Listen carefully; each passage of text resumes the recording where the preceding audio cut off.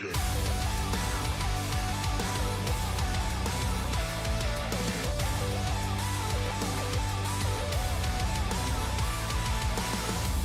where you're thinking that they'd give you anything. You build them up while they tear you down, but still you never give up. You never give up. They would soak the fire as you hope to rise. It was mostly lies that you broke inside. I know it's all love, I just gotta complain. I got your back, we gon' rise to the flames. You'll be at it again.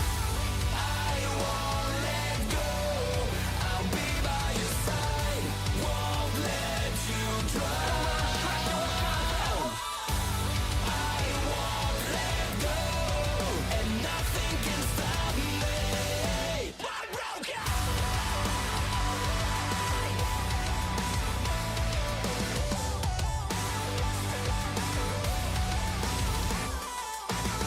The same old story, it drives you crazy. They put you first in line and we're never around, but still you never give up. You never give up, no.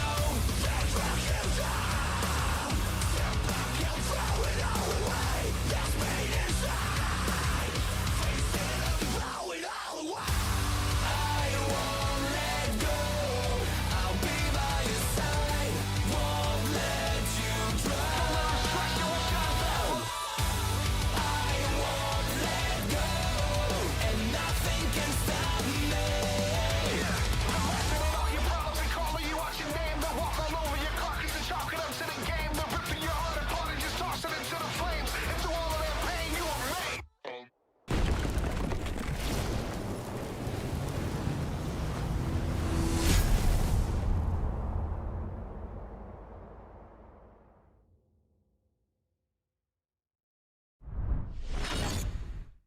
There was a national championship game tonight between Georgia and TCU, and I know this because that's what everybody was talking about. And when I flipped the game on, I saw that it was 65-7. That is what you call a blowout. Georgia put a beat down on TCU, kind of like this show tonight put a beat down on me. And it's not going to get much easier for WWE because next week they're going to be up against an NFL playoff game. It's going to be Dallas taking on Tampa Bay. So what we got tonight, this show tonight, had the feel of basically, fuck it, we're going to throw the towel in because we already know we're going to get shellacked. So here's a show. That was the vibe I got from this program tonight, and it's going to be much the same next week. I will put a picture up on the screen right now, which is actually from tonight's show, that I think perfectly envelops my feeling now that this show is over. I think this is I don't know if you'd call it a metaphor. That might not be the right word for it, but a visual representation of what this show felt like to me tonight, courtesy of our old pal Kevin Owens. This was me tonight during Monday Night Raw. This was Monday Night Raw in a nutshell. Right here. 3 hours of this shit should be outlawed. And, you know, they didn't have a single match announced in advance of the show tonight on WWE.com, which probably should have been a bad sign. I was wondering, I'm trying to put the preview together, how come they haven't announced anything? Now I can see why. What we got tonight here was a glorified house show. That's basically what we had. We had 3 hours of a glorified house show, although more talking than you would find in a house show. I don't know, maybe the AEW shows last week spoiled me. I don't know. But we had a Raw Tag Team title gauntlet. And notice I said Raw Tag Team title, not just a Tag Team title gauntlet. We had a gauntlet match tonight to close out the final hour of the show to crown new number one contenders for the Raw Tag Team titles. And we had the Judgment Day. It was started out as Finn Balor and Damian Priest. And then Finn Balor suffered an injury during the match, and so he was replaced by Gangsta Dominik MysterIo, fresh out of the pokey. He replaced Balor, and in the end, the Judgment Day win the gauntlet. They beat the Street Profits to close out the match and become the number one contenders for the Raw Tag Team titles. They win the opportunity to challenge another heel team to wrestle for the championships on a night where we got two different finishes on the same show with a heel using the ropes for leverage. We got it in the main event, and we got it on another match earlier in the night when Bayley picked up a win. But I guess the bigger story here would be to look at what they're doing with the tag team titles and the possibility that they could be splitting off the Raw and tag team titles from one another.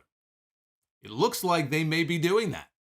It is very possible that they could be splitting apart the tag team titles.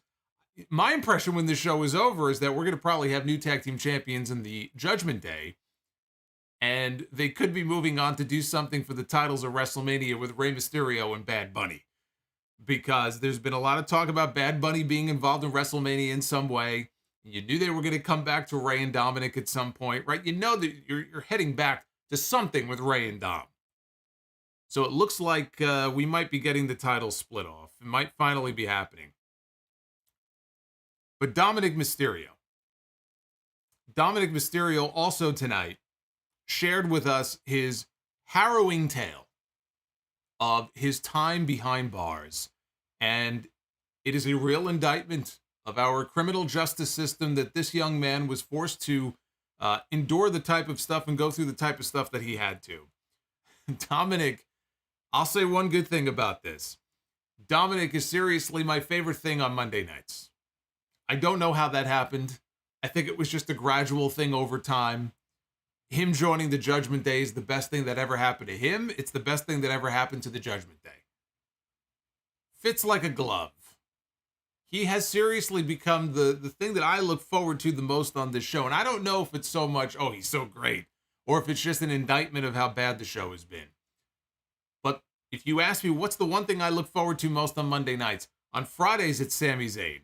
On Mondays, it's Dominik Mysterio. This is where we are right now with WWE. Those are my favorite parts of the shows.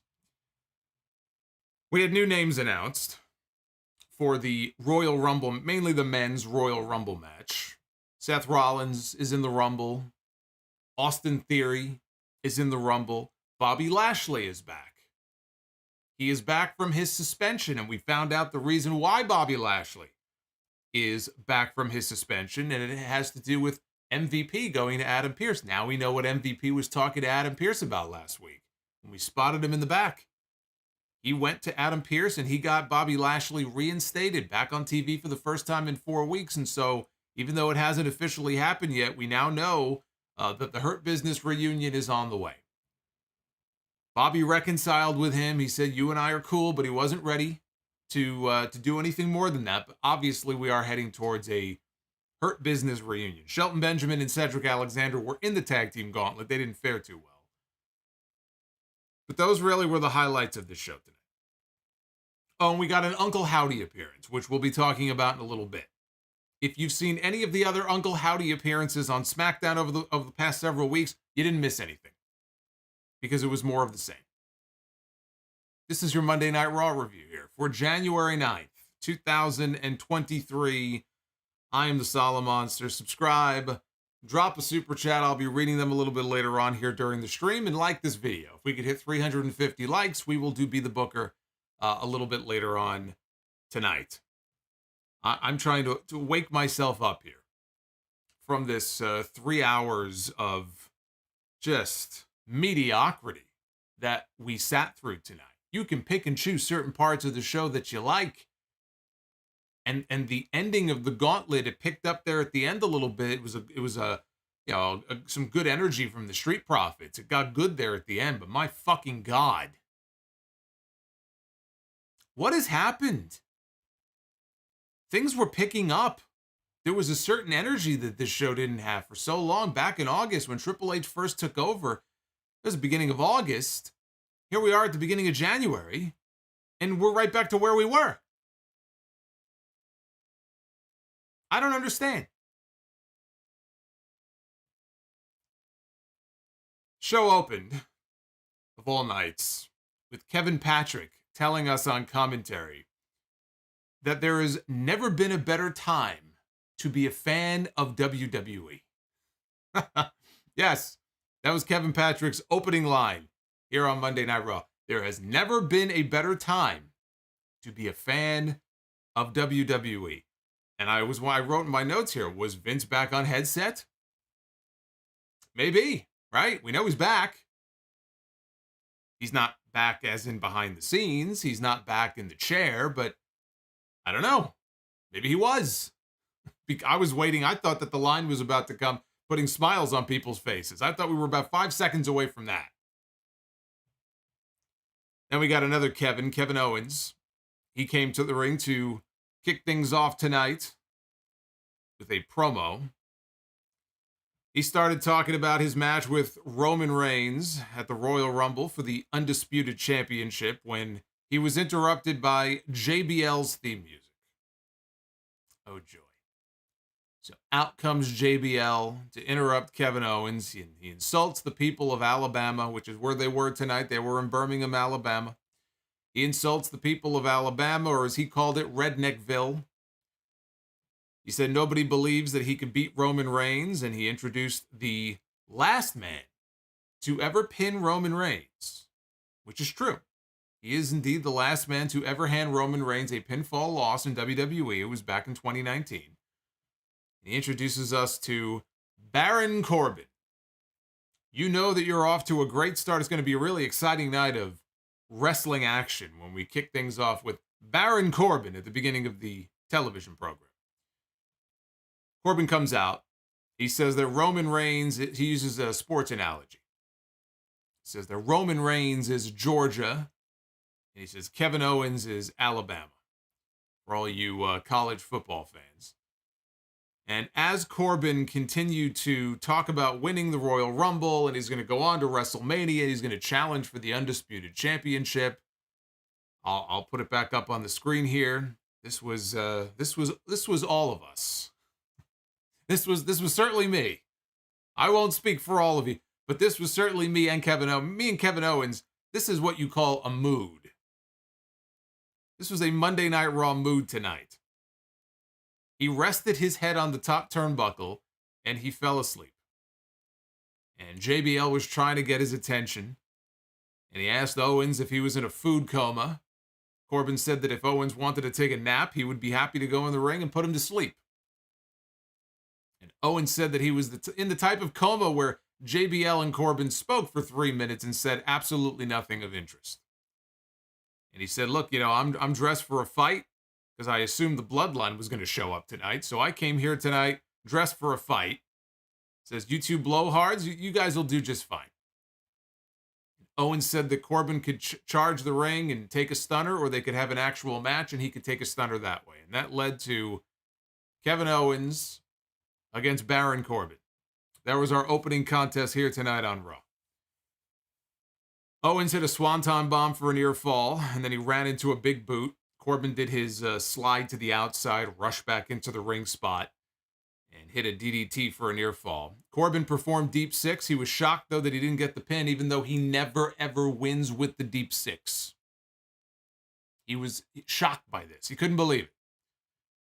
Owens got a stunner. He pinned Corbin to put us all out of our misery. After the match was over, Owens went to the floor because he could see Jey Uso coming through the crowd, and he and Jey Uso started to brawl until Jimmy attacked Owens from behind. Solo Sikoa showed up. It was 3-on-1. There was no Roman Reigns tonight. There was no Sami Zayn. Although Sami will wrestle Kevin Owens on SmackDown this Friday. Owens was able to grab a steel chair. He fought all three of them off. At least the live crowd loved Owens. They were big into Kevin Owens. That's the best I could say about any of this. After the break, the Bloodline, they were in the back leaving the building when Adam Pearce confronted them and he asked them where they thought they were going, and they said, well, we're leaving. We showed up. We came here tonight to deliver a message from the Tribal Chief, and now we're leaving. And Pearce said, yeah, you are leaving, but there's going to be a tag team turmoil match later on tonight.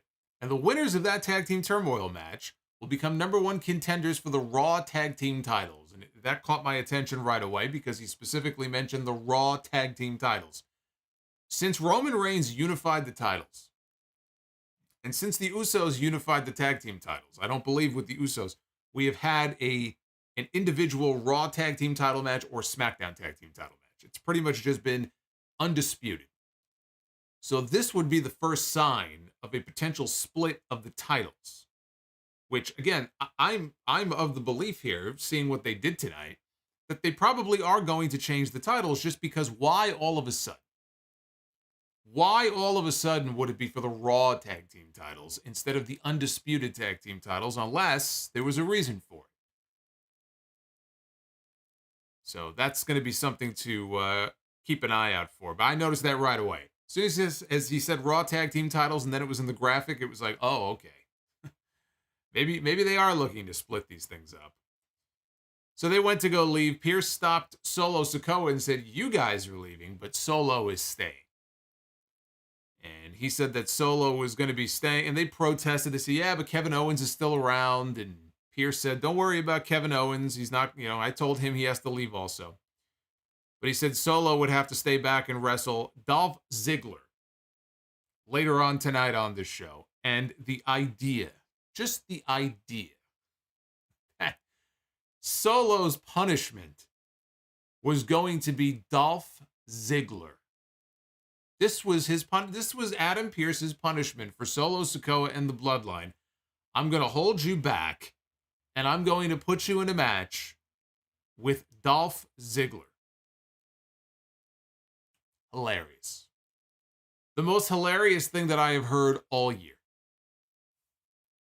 They have totally neutered Adam Pearce, by the way, because not only do the Usos continue to show up every single week, despite every single time Adam Pearce says, you don't belong here, you better not show up again. They show up anyway. Not only do they continue to show up, but the Usos came back out 2 more times on this show. They came out to celebrate with Solo Sikoa after his win, and they came out at the end of the show to confront the Judgment Day and show off their tag team titles. So these guys did not give a fuck about anything that Adam Pearce told them. And now Adam Pearce is giving Dolph Ziggler to Solo Sikoa as his punishment. This man has been completely neutered. You know what WWE needs? WWE needs a new commissioner. That is what this company needs.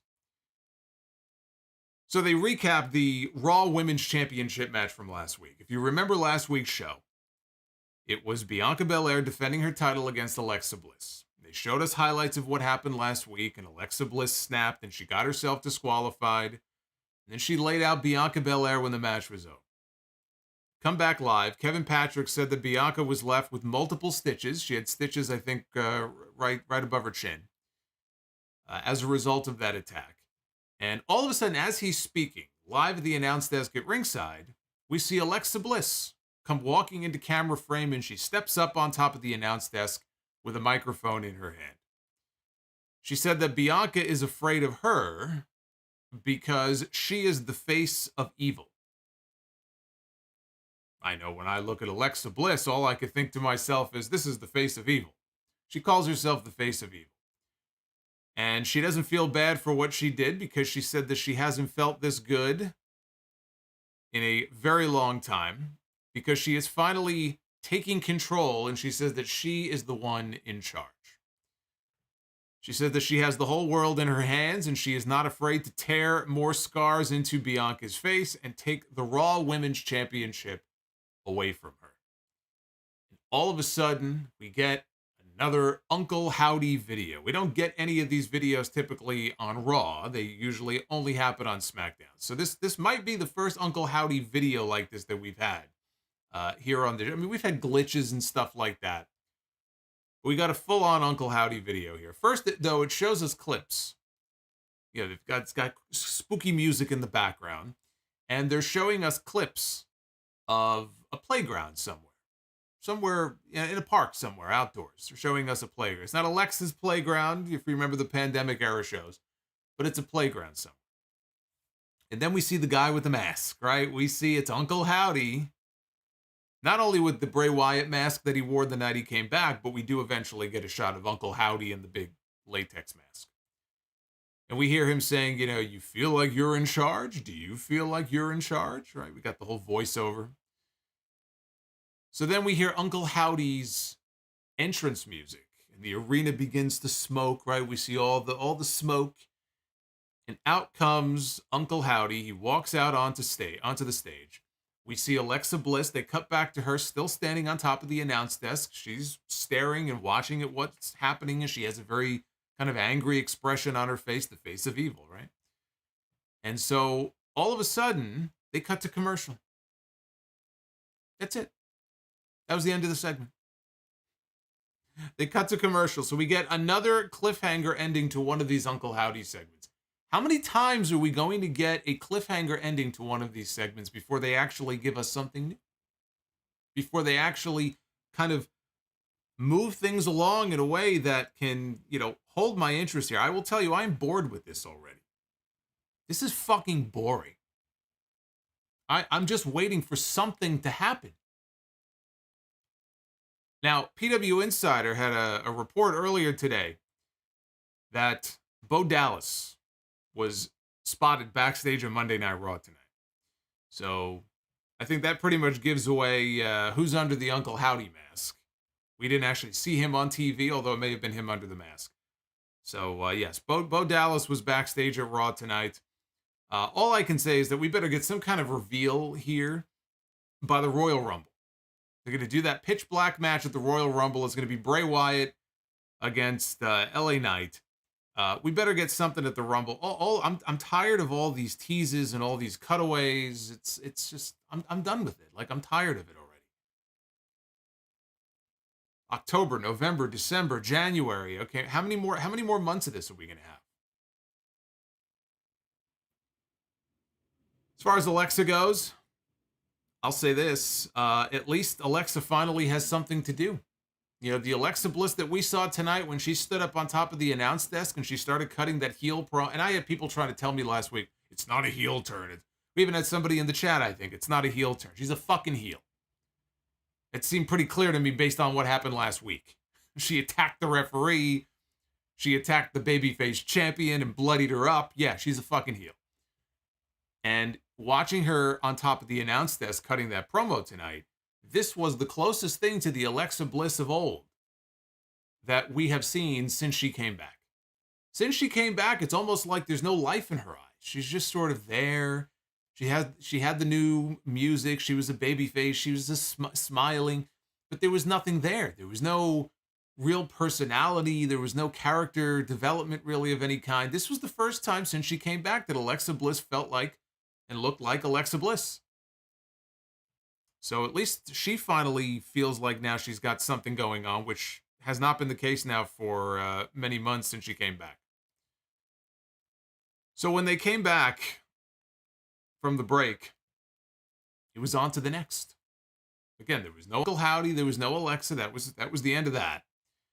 It was on to the next segment with Damage Control, making their way to the ring for a match between Bayley and Mia Yim. Before the match started, Bayley got on the mic and delivered a message to Becky Lynch, who was not on the show tonight. And she said, Becky is not here tonight. She told her to watch what she does to her friend, Michin, because again, she's not Mia Yim anymore. Now she's Michin. When we saw Bianca Belair on TV last week and she was bleeding from the mouth, she had to get stitches, and they were like, what's wrong? Where's the pain coming from? She said Michin. Anyway, I'm sorry. I have to entertain myself tonight in some way. Don't blame me. This is what happens when we get a boring fucking show. I have to crack dad jokes, okay? Leave me alone. So she said that she wanted Becky, wherever she was, to watch what she does to Michin tonight. And then she went and she gave Dakota Kai and Io Sky the night off. She said, you guys can leave. I don't need you. I'm going to give you guys the night off. Which I thought was setting up for something where Becky Lynch would show up and she would attack them in the back. Never happened. I guess Bayley just decided to give her two friends the night off. So Bayley suplexed Michin from the apron to the floor at one point. And for the finish of this match here, 8 minutes into this match, where absolutely nothing happened, Bayley caught Michin in a backslide, put her feet on the bottom rope for leverage, and got the pin. So very lame finish. And not the only time tonight that we would see this finish to a match. But very lame. No heat for this.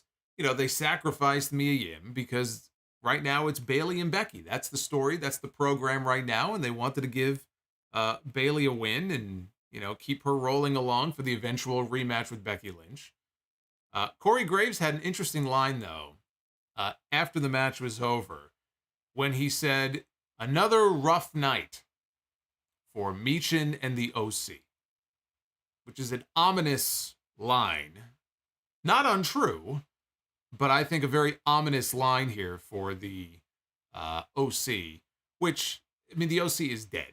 The OC is dead. Let's just get that out in the open right now. The OC is dead. Okay? It died the moment that AJ Styles went down with his broken ankle. And he's going to be gone for a few months. But yes, we've seen Michin losing. Later on in the show, we had Anderson and Gallows. They were in the opening match in the Gauntlet, and they lost in the opening match of the Gauntlet. So yes, the OC is dead. Corey Graves all but said as much here on commentary. Kevin Patrick then randomly announced that Johnny Gargano was out with a grade 2 AC sprain, which is in the shoulder. And then it made sense why they mentioned it there, because we went to Kathy Kelly in the back, who was about to interview Gargano's wife. As they call her the Poison Pixie, Candice LeRae. She said that Johnny is really bummed that he couldn't take part in Tag Team Turmoil tonight, but the doctors want him to get back to 100% first. She started talking about winning the Royal Rumble when she was interrupted by Rhea Ripley. And Rhea mocked her chances of winning the Rumble. Candice said that she had just as good of a chance of winning the Royal Rumble as Rhea Ripley does. Yeah.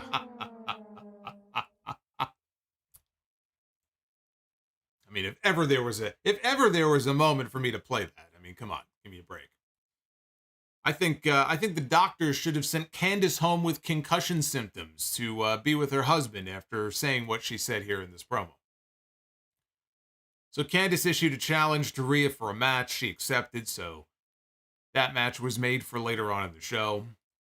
Gargano did put a tweet up about his injury, though, during the show tonight. This is what Johnny Gargano had to say.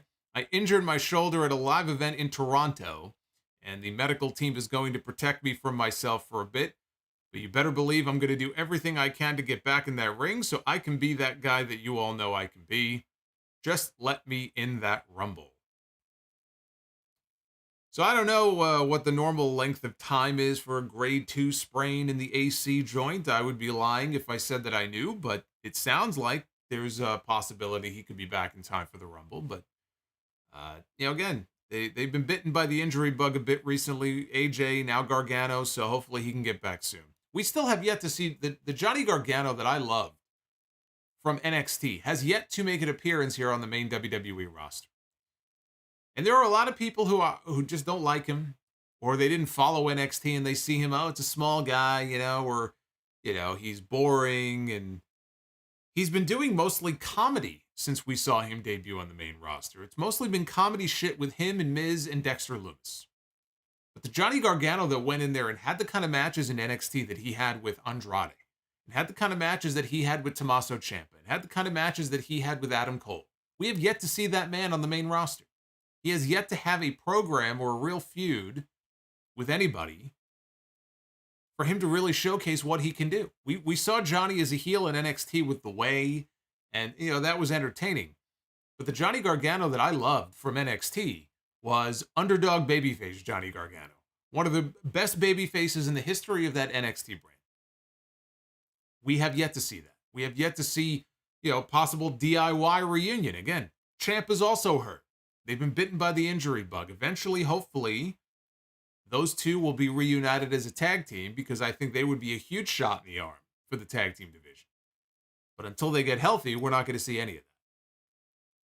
But again, to the people who aren't giving Gargano a chance, I can't blame you, because the booking has largely been shit for him so far. But we have yet to see the Johnny Gargano that I loved from NXT. He has not yet appeared on this television program. So after a break, we had the United States Champion, Austin Theory, out to the ring for a promo. He began his promo by saying, "The champ is here," exactly the same way that John Cena says it. He says all of us have to accept the truth, which is that the now is forever. You wondered where Seth Rollins was. He thought that he was going to outclass him and outshine him. And the crowd started to give him the what treatment. They chanted, "We want Rollins." And they got what they wanted. We didn't get Becky Lynch on the show tonight, but we got Seth Rollins. His music played. He came out to interrupt. He walked out on crutches with these oversized shades on his face. He was selling the reports of a knee injury from his match last week. A lot of people bought into that as if it were a real injury. I don't know. I guess he just did a really good job of selling it because I never, bought into the idea that it was real. We would have heard about that real quick if it was. But apparently people thought he had a real injury. It was just selling based on what they did at the end of the show last week. But he started to walk normally. He started to do a machine gun motion with one of his crutches to show us that he wasn't hurt, or at least he wasn't as injured as people thought he was. So the crowd sang his song. Theory said that Seth called himself the Mountaintop. And if that's the case, then he's the pinnacle of this entire industry. But he said, you know what? You are one of the best. He gave Rollins was in the ring at this point. He gave Rollins his just due. He said, you know what? You are one of the best, but me, he says, I've surpassed your ass. And I'm on to bigger and better things, like when I win the 2023 Royal Rumble. He said, but wait, there's more. He says, after he wins the Royal Rumble match, he's going to go on to headline WrestleMania and not only walk out with the United States Championship, but he's going to walk out the new undisputed champion. And Rollins asked Theory if he was done speaking. He said the truth is his knee is not 100%, but his knee will be 100% just in time for him to win the Royal Rumble, and everybody cheered. And he said, truth be told, he just came out here to hear the fine folks of Birmingham sing his song. And he told Theory, I'll see you at the Rumble. And he paused, and he said, kid. Kind of threw his crutch at him, and he left the ring. As Rollins left the ring to make his way to the back, we heard the music of one Bobby Lashley, who we have not seen on this television show in 4 weeks since he attacked a WWE official, and he was suspended. Actually, he was fired. If you remember, he got fired on TV by Adam Pearce, and the very next day, Adam Pearce posted a video on social media basically unfiring him and saying that he overreacted and he was only suspended. So this was the first time we've seen Lashley in about a month. And he was dressed to wrestle. I mean, he didn't wrestle on the show, but he was dressed in his gear. He walked right past Rollins. He entered the ring. Theory swung at him with the crutch that Rollins had thrown at him. Lashley ducked. He came off the ropes. He gave him a spear. Then he threw him out over the top rope to show him, I guess, what he's going to do to him at the Royal Rumble. So the people love Lashley. And I mentioned on the podcast yesterday that there was a report from PW Insider that internally the belief is that the pitch has been made to turn Bobby Lashley heel as part of a Hurt Business reunion. And it's pretty clear they're going to reunite the Hurt Business. But to turn Lashley heel, that's not a move that I agree with. Lashley is still very over as a babyface, as an ass-kicking babyface with this crowd. I don't think that you have to turn him heel in order to reunite the Hurt Business. And I think people actually would like to see the Hurt Business back together enough that if you do that, I don't know that they'll boo those guys. So I'm hoping that part of the report is either wrong or they reconsider, because I don't think Lashley should be a heel right now. I think that would be a mistake. But I think reuniting the Hurt Business, I mean, they never should have been broken up to begin with. You know, by now they probably wouldn't be together anymore, but it was way premature when they broke those guys up. So to bring them back together, I don't know where Omos would fit into this equation, nor do I give a shit. But a Hurt Business reunion is exactly what they should be doing, and it's pretty clear that's the direction they're going in now. So Lashley got on the mic. He said that his suspension was over and that he can't wait to manhandle every superstar in the Royal Rumble. And so we got 3 more names here in this segment announced for the Rumble, right? We already had Kofi Kingston, who announced 5 weeks ago. He declared himself for the Royal Rumble match. Ricochet beat Top Rope Dollar on SmackDown Friday night to qualify. And now, based on this one segment, we have Austin Theory, Seth Rollins, and now Bobby Lashley, who have all officially announced for the Rumble. Ricochet is the only one who has had to qualify so far. Everybody else can just declare themselves, but not Ricochet. But at least we finally have some more names for the Rumble. We had Rhea Ripley taking on the Poison Pixie, Candice LeRae. Candice dove at Ripley on the floor. She did a little springboard something from the apron off the ropes. Rhea caught her and swung her around and flung her into the barricade. And then she locked her in her prism trap submission on the floor. She put Candice in the ring. She dropped her with her riptide finish and she pinned her. So a very simple match to give Rhea some shine here. Not unlike what they did earlier in the show with Bayley, except this match was half as long. And Rhea was more dominant than Bayley was in her match. So we go to the back. To the back we go. Byron Saxton was going to try to get a word with Bobby Lashley when MVP interrupted them. And he wanted a word with Bobby. So Byron left. The camera stayed. And he said that he and the Almighty have something to discuss. MVP revealed that he was the one who got Lashley's suspension lifted. He said that he was trying to get them back to doing what they do best. And he was able to convince Adam Pearce that Raw needed Lashley, and he even convinced Cedric and Shelton to realize the error of their ways and that they would have a chance to put a hurt on the Bloodline depending on how they do in the Tag Team Turmoil match later on in the show. So Lashley he stopped him. He said, look, and at first he made comments to the effect of, I haven't forgotten what you did to me. But he appreciated the fact that MVP went to bat for him to get his suspension ended. And he said, you and I are cool. We're good. But he said, not right now. And so the two of them fist bumped. MVP told him to go handle your business as you see fit. But if you should ever decide to expand that business, he goes, you got my number. So there it is. MVP is trying to mend broken fences. The first step in the eventual reunion of the Hurt Business. We got the second part of the Cody Rhodes video package. We had part one last week, which was talking about his return to WWE last year and his debut at WrestleMania against Seth Rollins, all the way up until right before his Hell in a Cell match with Rollins, which is where things picked up here. So Cody said that, he's been working since he was 20 years old and had never suffered a major injury before. He said that he thought he was bulletproof. Footage aired from his Hell in a Cell match with Seth Rollins. He said the only thing he remembers from that match, and they showed it, was during the match, there was a springboard that he did off the ropes into a Cody cutter. He said that's the only part of the match that he remembers because when the impact of hitting the mat was such that he almost vomited in the ring, which would have made that match even more memorable. The match was memorable enough. Imagine Cody Rhodes fucking spraying the entire ring. But he said he almost vomited because he had cramped up in the collarbone that his pec was still attached to. So he said he has not watched the match back since then. Probably never will, although he appreciates that people speak fondly of it and it resonated with them. But he doesn't think that he can because it's a little scary to think about how much he was willing to sacrifice that night by even getting into the ring. So they showed footage of Cody's surgery. The doctor said that he suffered a complete rupture of the pectoral muscle. We got a Brandy Rhodes appearance. She was interviewed as well. She was there the day that Cody had his surgery. We saw Brandy.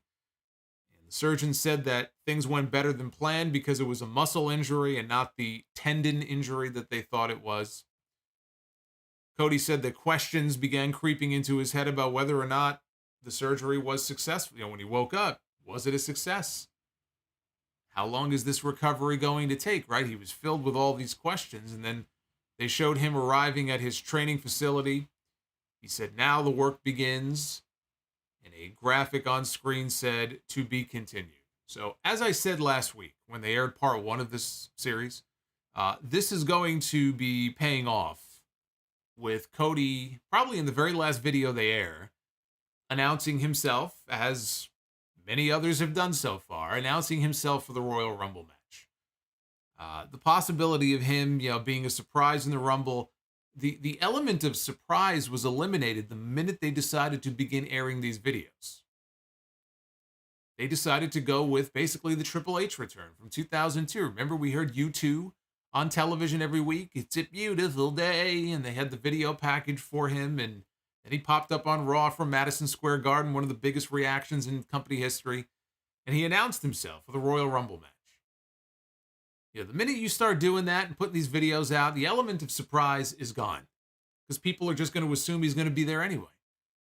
So I think it's building another couple of videos, and then it'll end with him announcing himself for the Royal Rumble. It's pretty clear that he will be in that match. To the back, we had Kathy Kelly interviewing Dolph Ziggler. This was Solo Sikoa's punishment tonight. And he said that the bloodline went too far when they attacked him recently. I completely forgot that they even kicked his ass. I guess they did that a few weeks ago, right? I guess they did that. They kicked his ass. Remember when they were beating people up in the parking lot area in the back? So he said the bloodline went too far when they attacked him. Mustafa Ali showed up and he said that, hey, what's the deal, dude? I just spoke to Adam Pearce, who said that you and I were going to be part of the tag team turmoil match tonight, in the gauntlet match. But now I hear that you're having this match with Solo Sikoa and we're out of the gauntlet. What's the deal? And Dolph said that, look, said, this isn't about the titles. This isn't about you. Said, this is about me tonight. Basically being very selfish. And Ziggler told him it wasn't personal, but again, he had an issue that had to be dealt with here. He goes, I hope you understand that. And he walked off. And Ali had this very frustrated look on his face. The look that he has had on his face, I would say, for the majority of his WWE run. We got a Bronson Reed video package, which was nice. And then we went to the back. Byron Saxton introduced us to, I almost said Byron Saxton. Byron Saxton introduced us to himself. Now, he introduced us to Bronson Reed, who was standing there in a leather jacket. And he asked him why he decided to help The Miz when he debuted on Raw all those many weeks ago. Helped The Miz win that ladder match against Dexter Lumis. Before Reed could even speak, The Miz showed up. And he said that they have each other's backs. And Bronson Reed saw that he was being outnumbered, and so he came to his rescue on that show. Miz put his hand on Reed's shoulder, and Reed just shot him this death glare. And Miz removed his hand promptly from his shoulder. Miz said that if you mess with him, then you mess with us. And he invited Bronson to join him for the Miz TV segment with the Judgment Day coming up later on in the show. Reed then said to The Miz, there was no us. And he says that if you want something from me, you need to pay me. And he walked off. And I like that. I like that they established that Bronson Reed is not Miz's lackey. He's not his partner. He's not his friend. He's not his lackey. He's a hired gun. And if you want something from him, you've got to pony up. He's not buddy-buddy with The Miz. The Miz had the money. He took the money. He did what he had to do. But he's not here to be The Miz's friend. And I like that. I'm glad that they established that. That he's a hired gun. And he's not just another in a long line of Miz lackeys here on this show. Although I do wonder why, we have not seen him in a match yet. Even just a squash match. Put Bronson Reed in the ring with, a local competitor and just have him beat the fuck out of this guy. Right? What's going on here? Let's get him in the ring. So we had Solo Sikoa one-on-one with Dolph Ziggler. They had a competitive match, but this was a showcase for Sikoa. I mean, what else would this be, right? Dolph Ziggler has been in this company almost 20 years. We don't need a showcase for Dolph Ziggler. We are well aware of who Dolph Ziggler is and what he can do. This was meant to be a showcase for Solo Sikoa, who continues to be undefeated on the main roster since making his debut. Or at least yet to be pinned. I can never remember that match he had with Drew McIntyre on SmackDown. If that ended in a no contest or a DQ, but he has yet to be pinned or made to submit. So Sikoa hoisted Ziggler up for a Samoan drop at one point, pointed to the camera. Ziggler, though, slipped away, hit a zigzag for a near fall. Moments later, Dolph went for the Famouser, but Sikoa stuffed it. caught him up in a powerbomb position on his shoulders, and then he threw Dolph off, and before Dolph could land on his feet, Solo caught him with the Samoan spike to the throat, and he pinned him to win the match. After the match was over, the Usos showed up. So Adam Pearce be damned. The Usos showed back up anyway to celebrate with Solo. Even Corey Graves on commentary mentioned that they were thumbing their nose at Adam Pearce. I'm saying Adam Pearce is not respected by this locker room. He is not respected by the bloodline. He is not respected by the locker room. They need some new blood in a position of authority here in this company. So this was, I mean, look, not exactly a thrilling edge-of-your-seat encounter here, but the right man went over, and I thought the ending looked cool. Not as cool as the ending to that Jade Cargill Sky Blue match at Battle of the Belts, which was kind of similar. She had her up in a powerbomb position, and then spun her around, threw her off, caught her in the Jaded. I really liked that finish, but this was good too. We got highlights of, this is where things actually got entertaining. I said Dominik is my favorite part of the show. If you would have told me 6 months ago that my favorite part of Monday Night Raw would be Dominik Mysterio, I would have said, what blunt object were you smashed over the head with? Like, I wouldn't have believed you. But here we are. We got highlights of Dominik and Rhea crashing the Mysterio family Christmas dinner, with Dominik getting arrested. We all remember the Thanksgiving video. We all remember the Christmas video. I can't wait for the Valentine's video. So then they recap last week's promo with Dom telling us that prison changes a man. They show the Judgment Day in the back on their way to the ring for Miz TV. And Dominik, well, you see him there in the artwork here on your screen.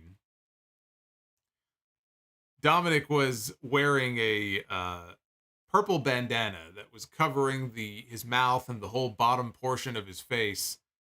He was wearing shades. He had a button-down shirt with the top button only buttoned. He looked like Conan. He looked like Conan backstage on WCW Monday Nitro, arriving with the NWO, is what he looked like here.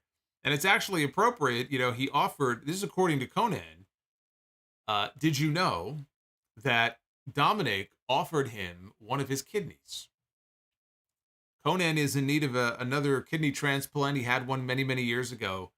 And I don't know if it's the same kidney now or the other one, but apparently he needs another transplant. And on his show a few weeks ago, he said that Dominik and his sister, Aaliyah, both offered to donate one of their kidneys if there were a match. Should he still need one if he can't find another donor. So I thought that was very cool.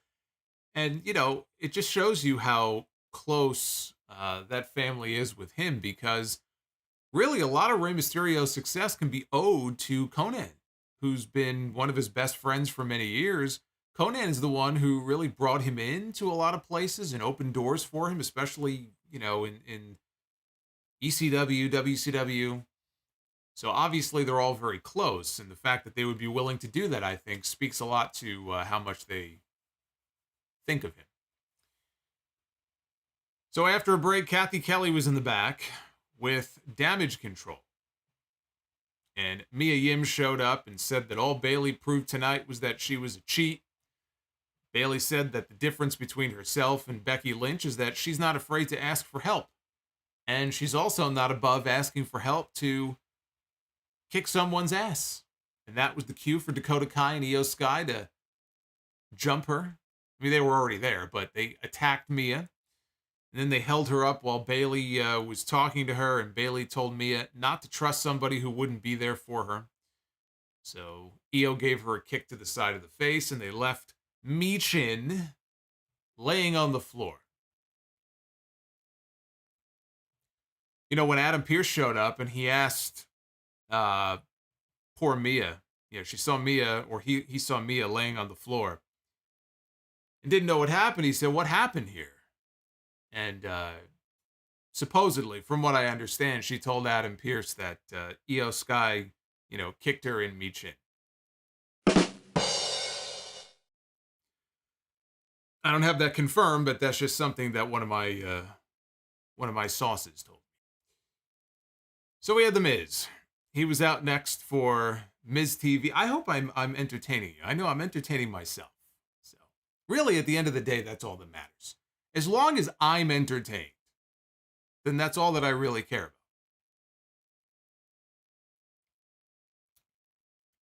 I'm pretty entertained right now. Actually, we're getting to probably the most entertaining part of the show. We had The Miz out for Miz TV. Miz said that tonight they were going to take a look at our justice system. He introduced the Judgment Day. Corey Graves said that Dominik was out on bail. Dominik, you know what Dominik reminded me of?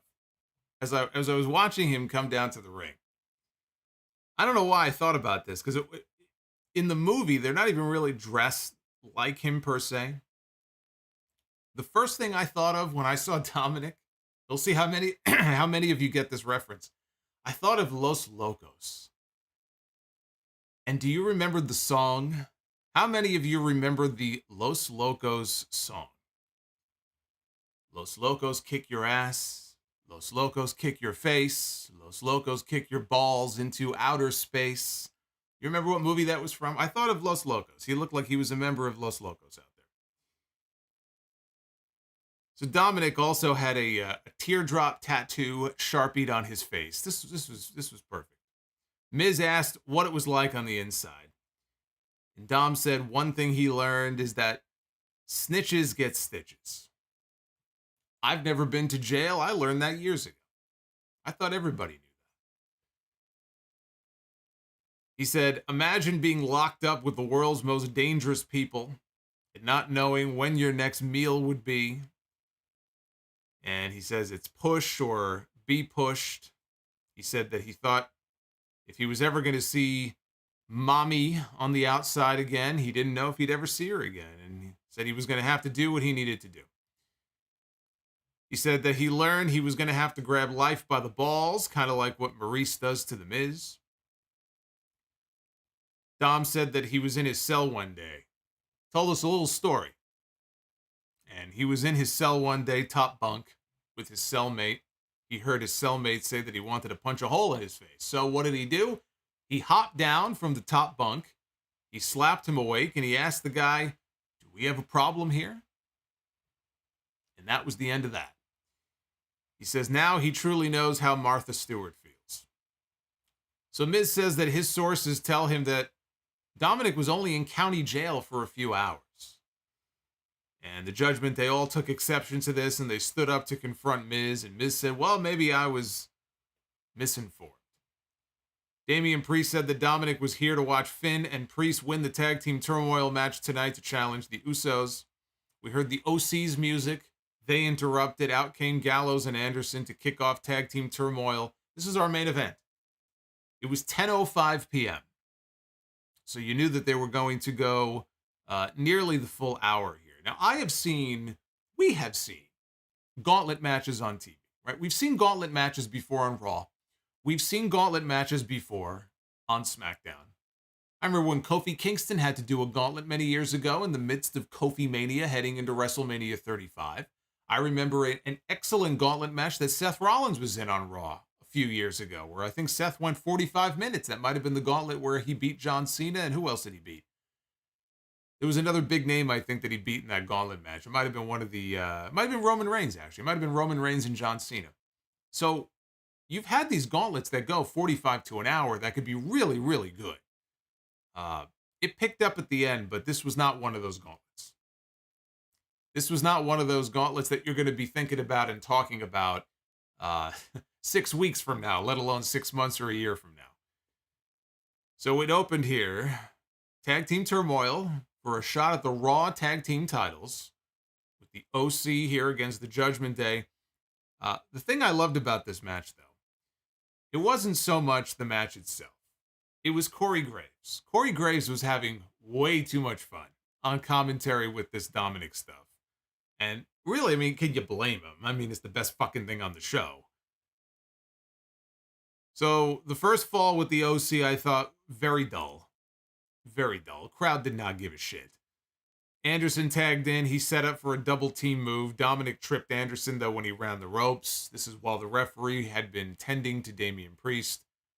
Finn Balor then rolled up Anderson for the 3 count. So, bye-bye OC.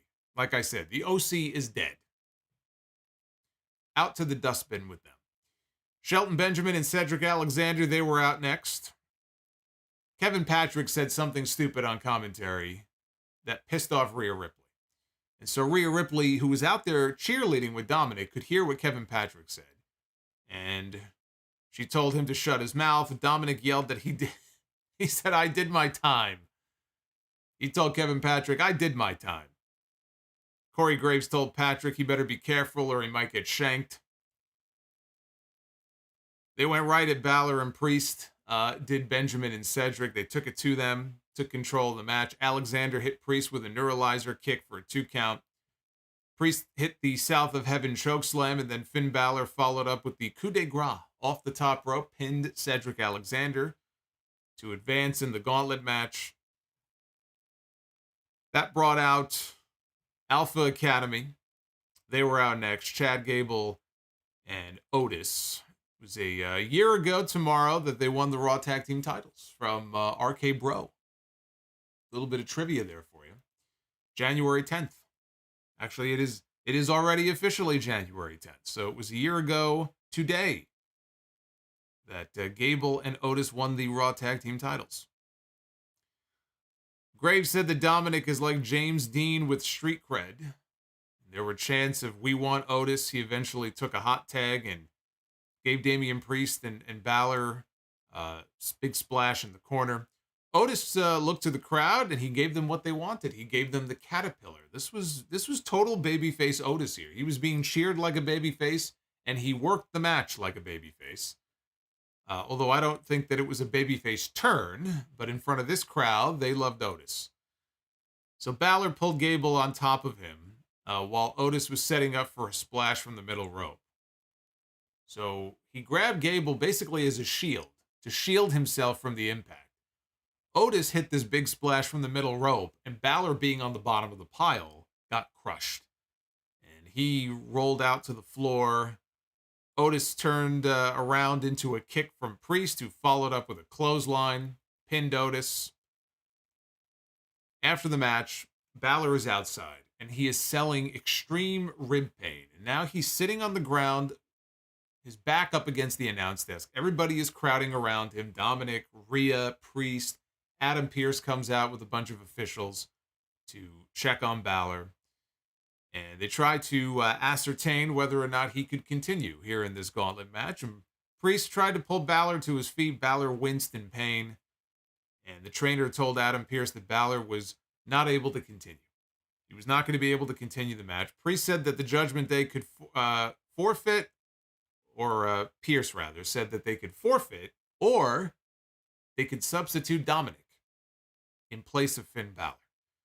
And of course, Priest said forfeiting is not an option here. He said, fine, we'll replace Finn with Dom. And so Dominik started stretching his legs out as they went to another commercial break. Came back from break, the Street Profits. They were the final entrants here in the gauntlet, so it came down to the Street Profits and the Judgment Day here in this match. Eventually, the action spilled outside. Priest body checked Montez Ford over the announce desk, but Angelo Dawkins was right there. He did a big flip dive out of the ring onto Priest and Dominik. That took us into one final commercial break. Dominik was looking when we came back to dial up to 619 on Angelo Dawkins, but when he hit the ropes, Dawkins cut him off with a leaping back elbow, made the tag, the hot tag to Montez Ford, who came in, and he had control over Dominik for a while. Priest tagged in, and he was a one-man wrecking crew here for about 30 seconds. Priest then, he deposited Angelo Dawkins over the barricade by the timekeeper's area.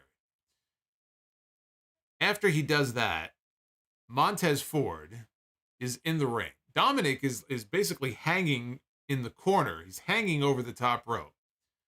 And it looks like Montez is charging in to do some kind of move to Dominik, only instead, he jumps over Dominik, over the ring post, with a big flip dive out of the ring, and he takes out Damian Priest on the floor.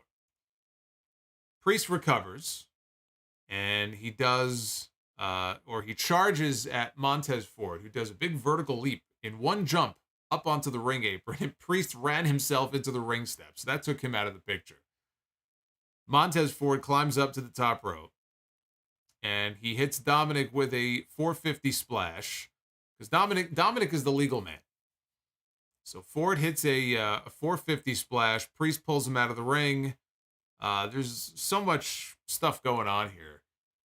But it ends with Dominik reaching and grabbing Montez Ford and pulling him through the ropes back into the ring, and he stacks him.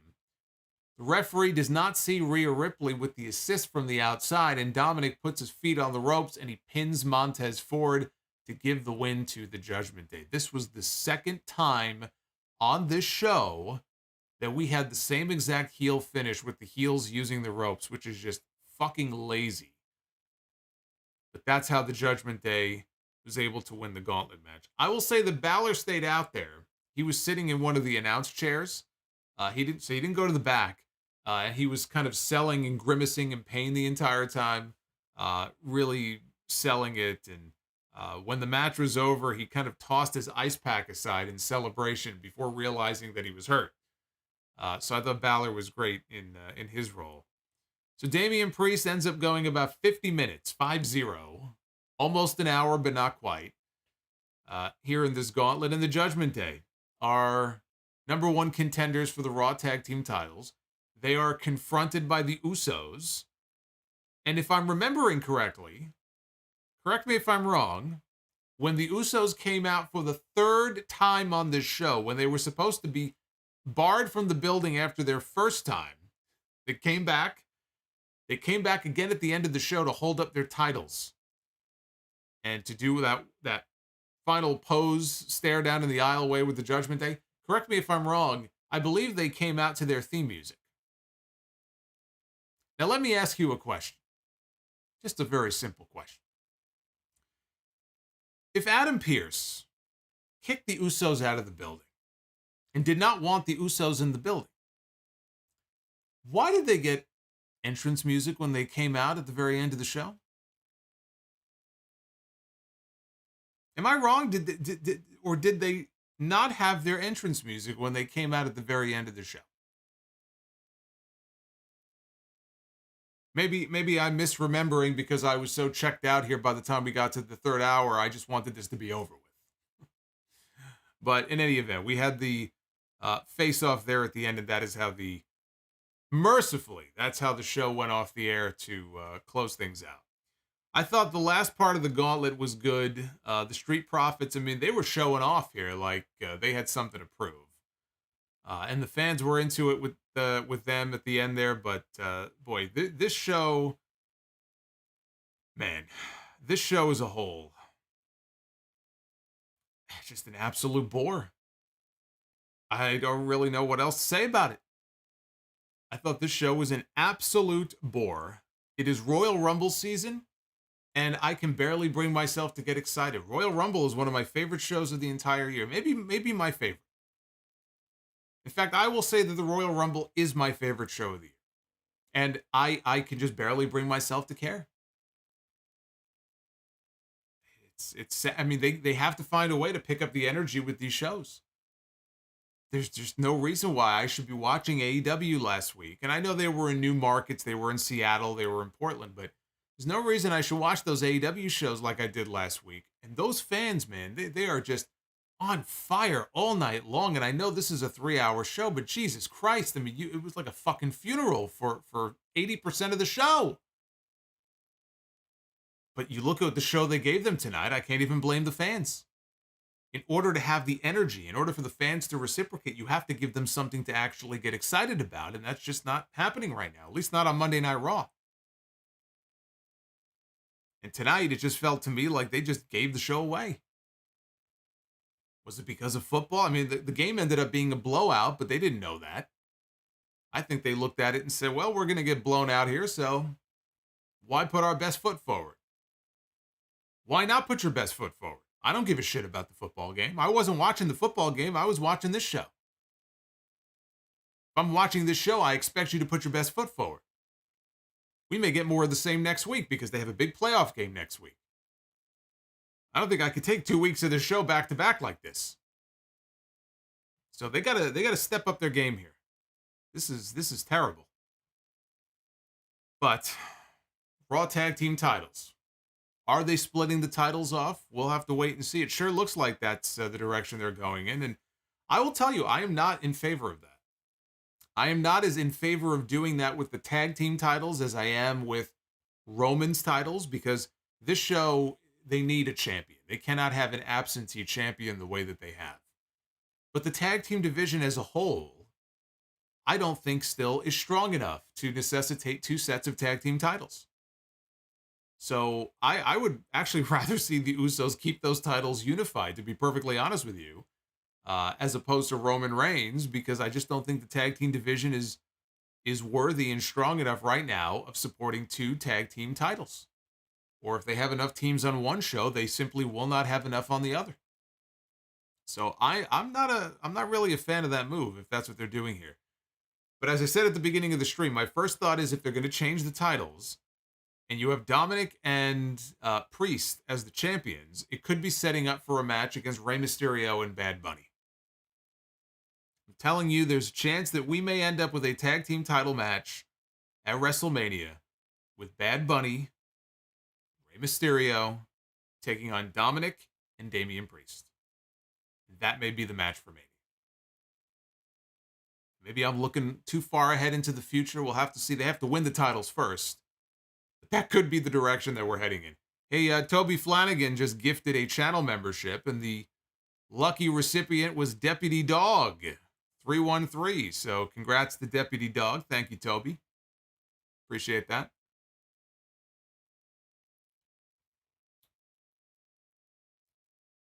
AJ said it would be Finn and Damian as the champions. It should not be Finn and Damian as the champions. It should be Dominik. Dominik's the one who won the match. He won the gauntlet. So now he gets Finn's spot. That's not fair. It should be Dominik, not Finn. So anyway, that was Raw. Not much else to say about that show. I'm sorry. I'm trying to get excited about this show, and it's not happening.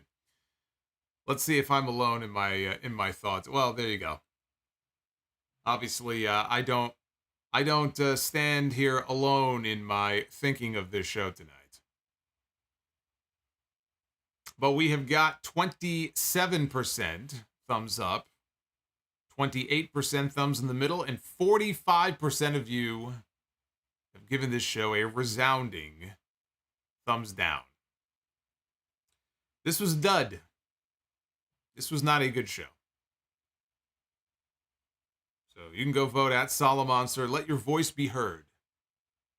Let your voice be heard. Feel free to tag WWE in it too when you do. Let them know how you feel. Whew. Brutal. So let's wash the sour taste out of our mouths by going through your super chats. Hey, Gabriella, thank you.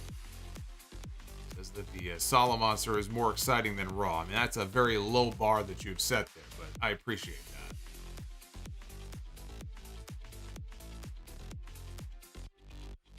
Jackie Fowler. Hey, Solomonster, how do I send you a mailbag question? thesolomonster@gmail.com. You go to my Twitter page, it's also in my bio. If you ever forget the email address, it's right there in the bio. Just make sure you include your name and where you are from. Kareem says, this is week 16 of boring Raw shows. I don't know if it's week 16, but yes, it's unfortunately, Raw has fallen back into the rut that they were in before. I mean, there were certain changes that were made. Look, we're going to get a Hurt Business reunion, right? We would never get a Hurt Business reunion if Vince McMahon was writing the show. You can pick and choose little things that are going on the show right now that are positives. But week to week, sitting here and watching these 3 hours is no better than it was a year ago. It got better for a while. There was a certain vibe and energy to the show, and it is just totally gone now. It's just vanished. It's gone. Where did it go? WrestleMania season. It's supposed to be getting better, not worse. Shin Super Kick Akuma. Holidays killed me, but slowly I'm coming back to show my support for the Solomonster. That's what I like to hear. Thank you, Shin. Jackie Fowler with the $12 super chat. By the way, I was watching one of WWE's best pay-per-views, the King of the Ring 1993. That's my favorite pay-per-view ever. But there's two changes I would make. Perfect against Martel instead of Hughes, and Brett against Savage instead of Bam Bam in the finals. It would have been nice to get a proper match with Brett and Savage. They've wrestled, but never on television, except when Brett was still part of the Hart Foundation. I mean, that's going back to like 87 on Saturday night's main event. I'm talking like early 90s, early to mid 90s, Brett and Savage. We never got that on TV. I would have preferred to see Brett and Perfect in the finals as opposed to the semifinals. That would have been the final match if it were up to me. But then we wouldn't have gotten the great Bam Bam Bigelow story from the finals of that tournament where Bam Bam... You remember how Brett won that match? When he beat Bam Bam in the finals? He won with a victory roll. And according to Bam Bam Bigelow, unfortunately for him, Brett farted in his face on that victory roll. And I think he said Brett was like really big at the time into the like protein shakes. So it was one of those like protein farts. Just like sat right on his face and just farted right in his face. And then he became king.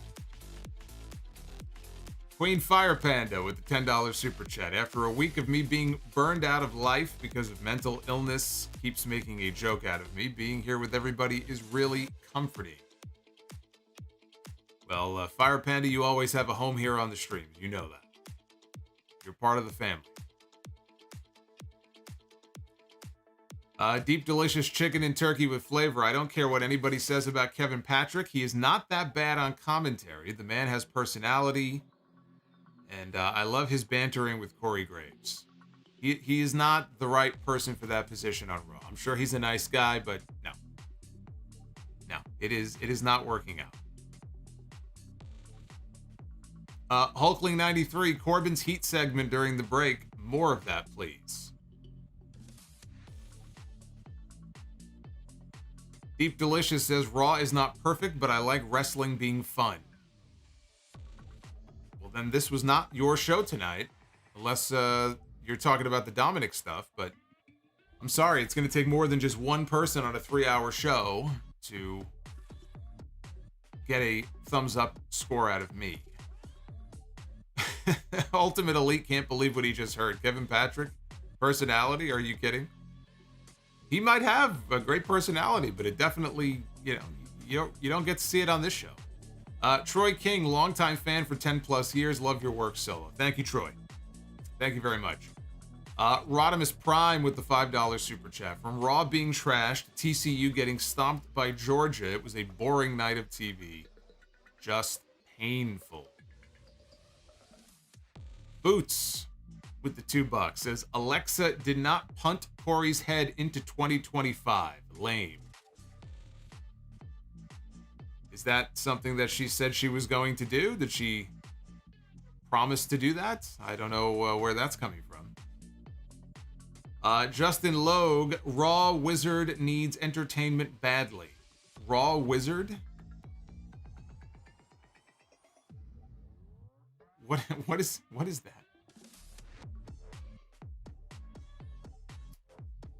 Anti-M Bishop 07 says, well, the NCAA football title game ended 65-7. Even mediocre as it was, Raw won tonight.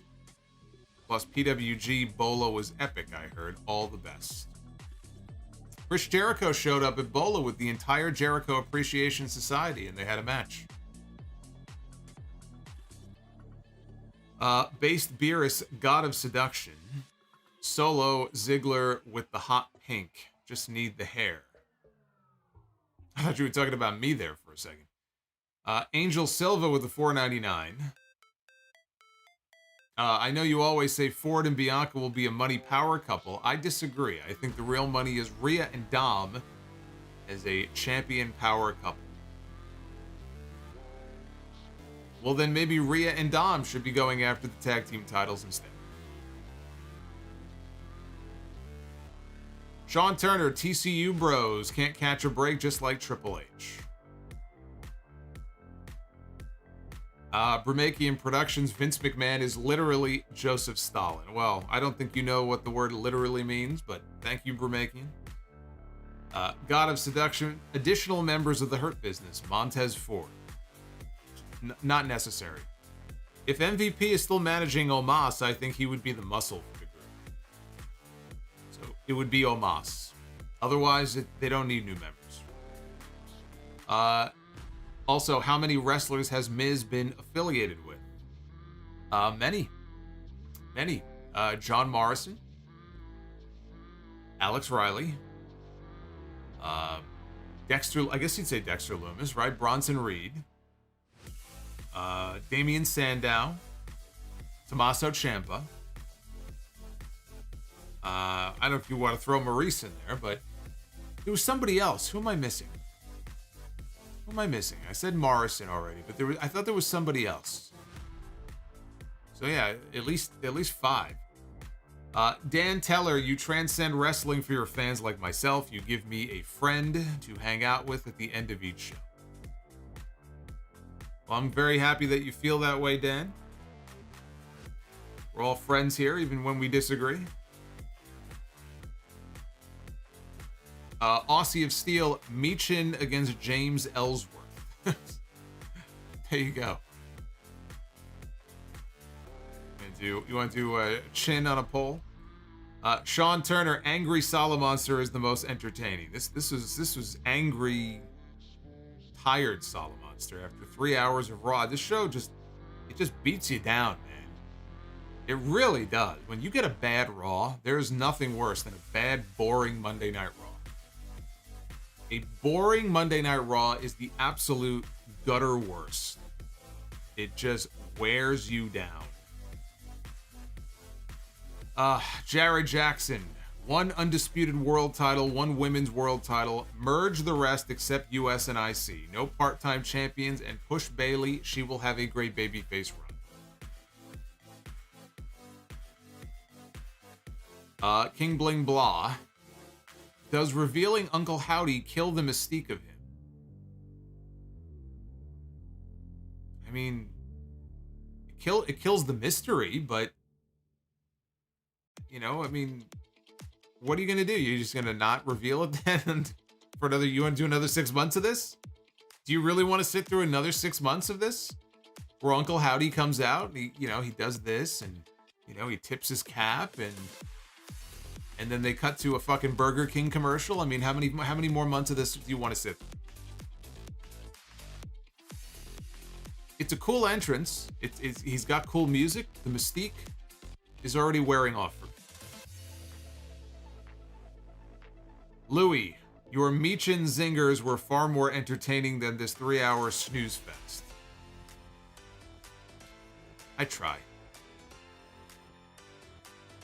Slim Yoshi, $5 super chat. Who do you think should be the 2 people to start their respective Rumble matches? I personally feel that it's important as the rest of the match. I think Cody and Seth should open. I've said that before. I think Cody and Seth opening the Rumble would make sense. As far as the women's Rumble, I don't even really think it matters, honestly. I think Rhea is going to win the Rumble. But if you're going to have Cody, let's say, as one of the first 2 in the men's match, you don't want to do the same thing in the women's match. So on the women's side, I don't think it matters. Rhea could enter later on in the match. I think that's fine. And there's really no women's feud right now that I could... I mean, you know what? I guess you could do Becky and Bayley, but to me, that's so predictable. Cody and Seth opening the Rumble would be predictable. You can't do that and do Becky and Bayley opening the women's Rumble. So if I had to pick one, it would be Cody and Seth opening the men's Rumble. I think that would be the way to go.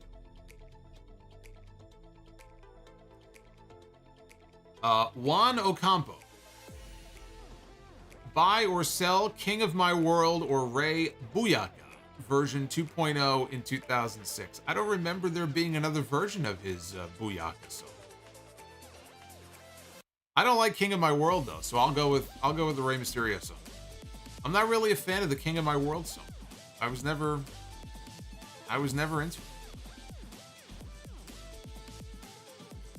A father and son have never started a Rumble, so starting with Rey and Dominik, yeah. The thing about that, though, is Rey has said he will never fight his son. Now, obviously, before WrestleMania, he'll come around and he'll wrestle Dominik. Do you give it away at the Rumble, then? I wouldn't do that. I think you can have them both in the Rumble at the same time and have Dominik avoiding him. Or just, you know, they never really lock up. Maybe do like a tease spot. But Rey has said, I will not fight my son. So I wouldn't just give that away like that in a Rumble. Jeremy Thunderstrikes with the $2. Streams are always fun. Raw is bore. Well, at least you know when you have a boring Raw, you have the stream to look forward to. Dr. Dakota Scorpio, Alexa is the goddess of professional wrestling. That was her gimmick, yes. And Deep Delicious says, F it, make WWE Raw 2.5 hours. I don't think that they have the power to just go poof. And if they did, it would be 2. 2.5. 2.5 is no better than 3. If you're going to make Raw shorter, you chop an entire hour off the show. That way it forces them, it's a tighter show, because they have less time to work with, less bullshit. 2.5, I mean, what's the difference there? You either do 2 hours or you don't do any change at all. It's got to go down to 2 hours. Brian Finley, who is the woman saying Solomonster sounds off in the opening sequence of the podcast? I don't remember her name offhand, but she is a very lovely lady who can be found on the interwebs.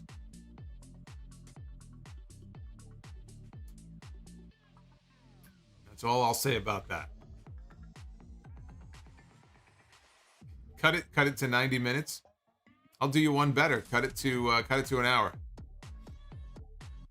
They say Rampage is the fastest hour in wrestling. So let's see Monday Night Raw pull off a 60-minute show.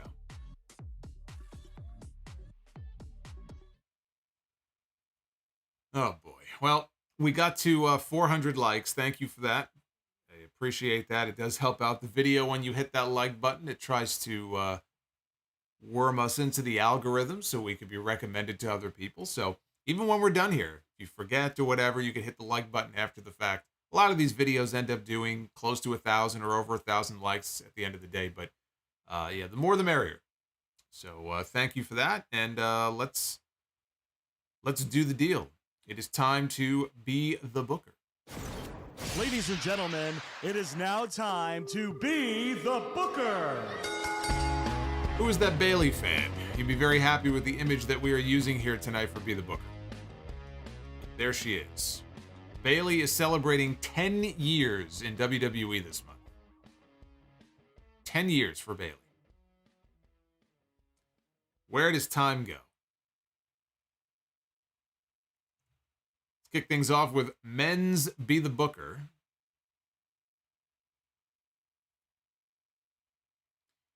I love this notion that I'm seeing. Who is that? I didn't even see who that was in the chat. That it was an A+ segment on Raw. There was no A+ segment on the show at all. I don't know what the hell you were watching.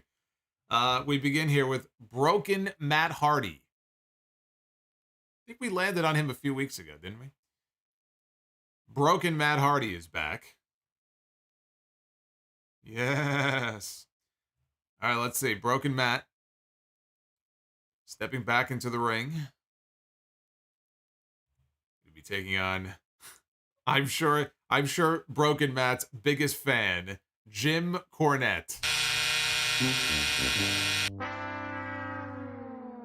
What do you think Jim Cornette thinks of Broken Matt Hardy in the Broken Universe? I'm sure that was just his favorite thing in all of wrestling. I'm sure. That's right up Cornette's alley, huh? All right, let's take it to the ladies. Kick things off here with the undefeated AEW TBS champion, Jade Cargill, who is 48-0 at this moment. Jade Cargill, I'll say this much, this woman is money. You want to go by just looks and appearance, this woman is money. Once the bell rings, that's a different story. Although she's made improvements. Let's see who Jade is going to be. Hey, you know what? Her undefeated streak is on the line here. Let's see. Jade Cargill going to put her title and her streak on the line against Maurice. Oh my. Jade and Maurice. I think I'm in heaven.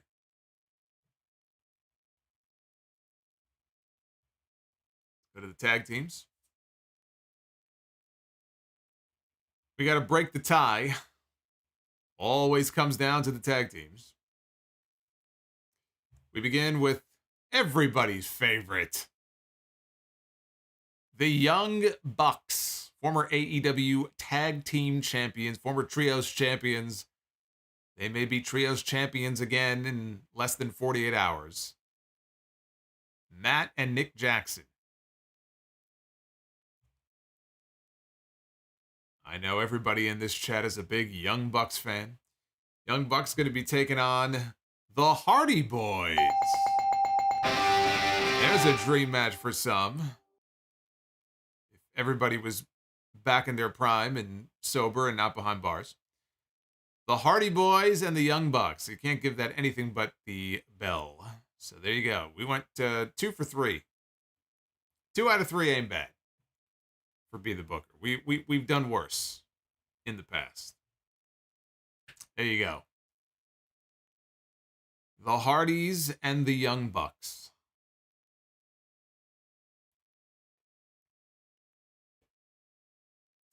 And King Bling Blah says, bring back Raw Roulette and Old School Raw. I loved Old School Raw. It's been a long time since we've had a proper Old School Raw with the red, white, and blue ring ropes. I'd be in favor of bringing that back. Keyshawn Johnson has been a Sound Off superstar for 1 month. Thank you, Keyshawn. He says, buy, sell, or rent on dream matches against Styles, Mr. Perfect, Shawn Michaels, or Bret Hart. You mean for me? Dream match, well, what's the match? Buy, sell, or rent on dream matches against Styles, Perfect, Shawn Michaels, or Bret Hart? I don't know if you're talking about me in the ring. I mean, I wouldn't consider that a dream match. I mean, my dream match, if I had the choice, I'd go Bret, Shawn, Perfect, and Styles, probably in that order. I'm a little confused on what you meant.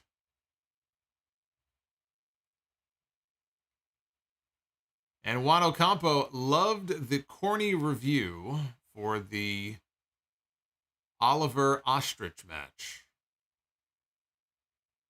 I have no idea what you're talking about. Was that a PWG match I'm unaware of? Oliver and Ostrich?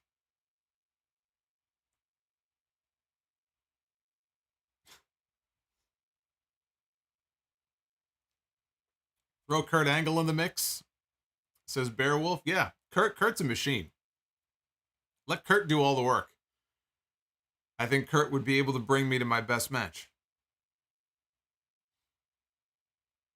Look, you're going to get in the ring with Bret Hart, Shawn Michaels, Kurt Hennig, or AJ Styles. You're going to be in good hands. It would be impossible for you to have anything but at least a good match.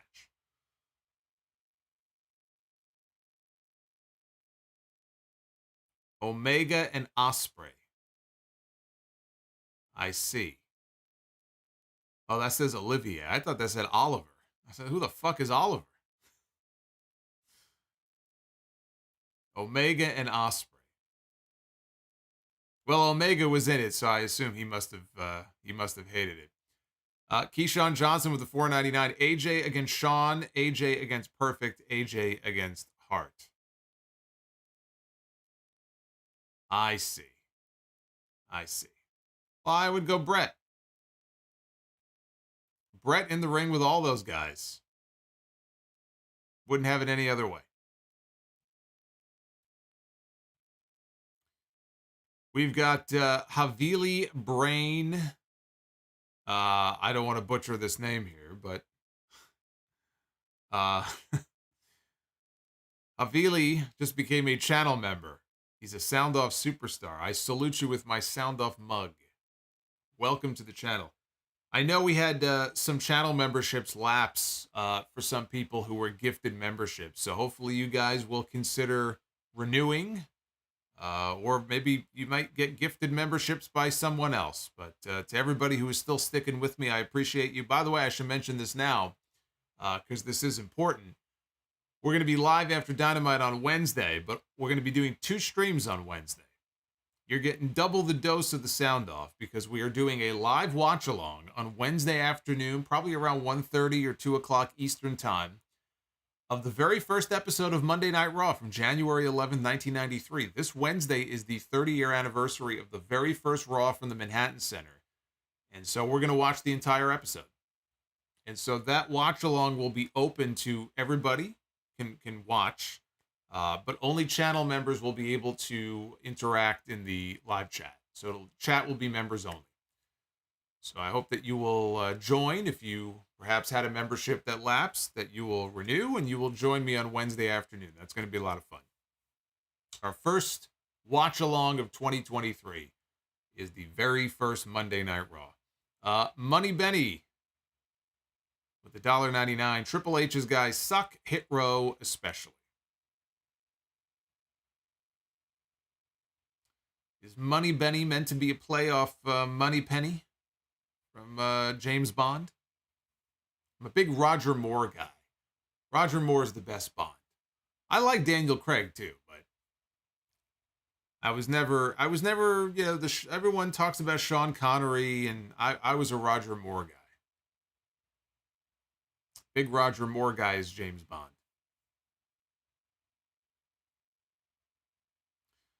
Eric, well, the Hammerstein Ballroom is part of the Manhattan Center, but that is not where Raw was in 1993. The Hammerstein Ballroom is on the very first level when you walk into the Manhattan Center. It is a bigger building than the Grand Ballroom. The Grand Ballroom is all the way up on the 8th floor. That is where Monday Night Raw was in the early years.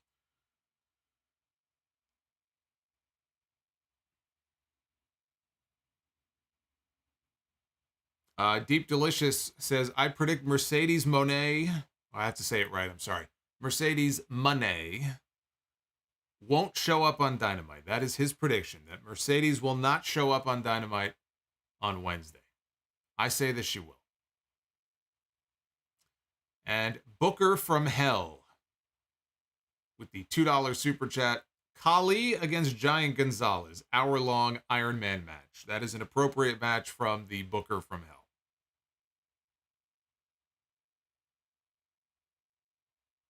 Thank you for the $2. Hey, Havili, our new channel member, dropping a $13 super chat here. If the rumor that there is going to be a Hell in a Cell match at the Royal Rumble is true, what is your choice? Reigns against Owens or Edge against Finn Balor? Well, we already saw Reigns and Owens in War Games, and I kind of feel like it would be redundant to put them back in a cage again, but Edge and Balor is ice cold.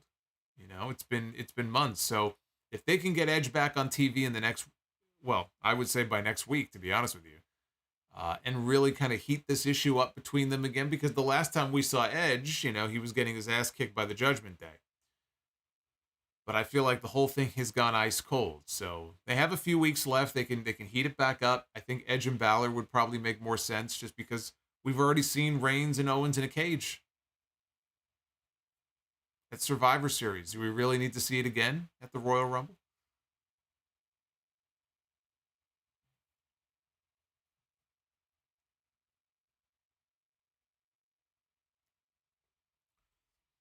Deputy Dog, supposedly it's pronounced Monet. I was saying Monet. I probably will still say Monet, but it's it's a stupid fucking name. I mean, I hate these names where it can be pronounced like 5 different ways. Why couldn't it be like Jones, Smith, right? Something simple, something easy. Mercedes Jones. There you go. Right? There's no mistaking how to pronounce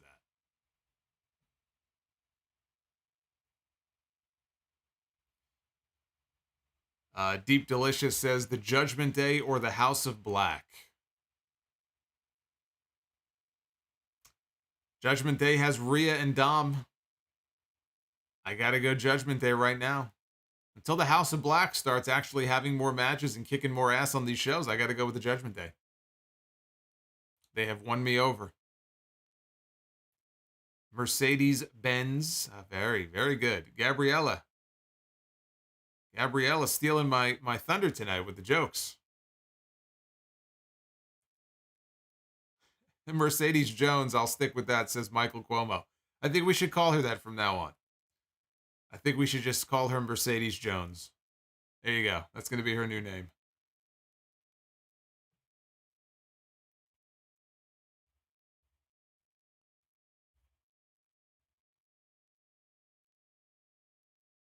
Hey, No Cap. Thank you for being a channel member, man. Appreciate it.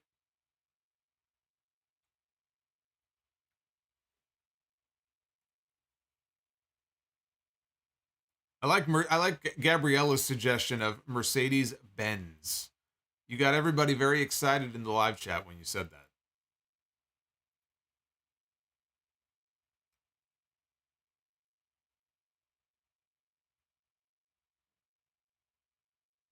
that. Better Superman, Reeve, or Cavill? I was never a big Superman guy either.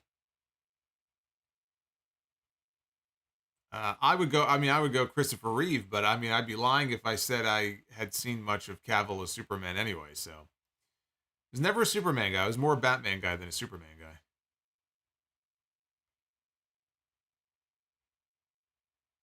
West Coast James. West Coast James. Mercedes Money. Dr. Dakota Scorpio. Dalla was taken, so she came up with money. Yeah, we have Top Rope Dalla on SmackDown, so that name, unfortunately for her, was already in use. Booker from Hell with the $2. Bastion Booger against Naked Midian in a Piranha Death Match. Alvaro with the $1.99. Was the person asking her questions really Naomi? Are you talking about the press conference? I don't know. Armchair Critic. Why are most of Triple H's Mania matches underwhelming? Yeah, I mean, that's a good question. They haven't all been underwhelming, but really, his first really good WrestleMania match was 17. Against The Undertaker as the American Badass. And I actually really liked that match. I thought that was an excellent match that he and The Undertaker had in 2001. His match with Jericho, I thought was not good. Especially not for a WrestleMania main event. I just thought it was boring. And they had to follow Rock and Hogan, which was going to be impossible. His match at WrestleMania 20 was excellent. His match at 21 with Batista, I thought was very good. His match at 22 with Cena, I thought was very good. 24 was the triple threat. That was forgettable. I remember the lights went out briefly during that match. 25 sucked. 26 with Sheamus, it was an undercard match. It was, from what I remember, it was good. 27 with The Undertaker was excellent. 28 with The Undertaker I thought was, was very good. I was there live. That was my first live Mania for the Hell in a Cell match. 29. Who did he wrestle at 29? Oh, Brock Lesnar. Yeah, that sucked. 30 with Daniel Bryan was excellent. I thought the opening match at 30 was excellent that he had with Danielson. 31 with Sting. Don't get me started on that. 32 with Roman Reigns sucked. 33 with Seth Rollins. It was good, but I don't like that match the way that other people do. I thought it was actually, I don't know. I thought it was underwhelming. 34 was excellent. Him and Stephanie against Kurt Angle and Ronda Rousey. You could not have booked a better debut for Ronda Rousey than they had on that show for her. I mean, that match was better than it had any right to be. That was the best match on the card at WrestleMania 34. 35 with Batista sucked. I thought it was boring. And I guess that's it, right? I mean, that'll go down as his final match, his final WrestleMania match. So, yeah, on the whole, for a star of his caliber, more underwhelming matches than great ones, I would say, at WrestleMania for Triple H.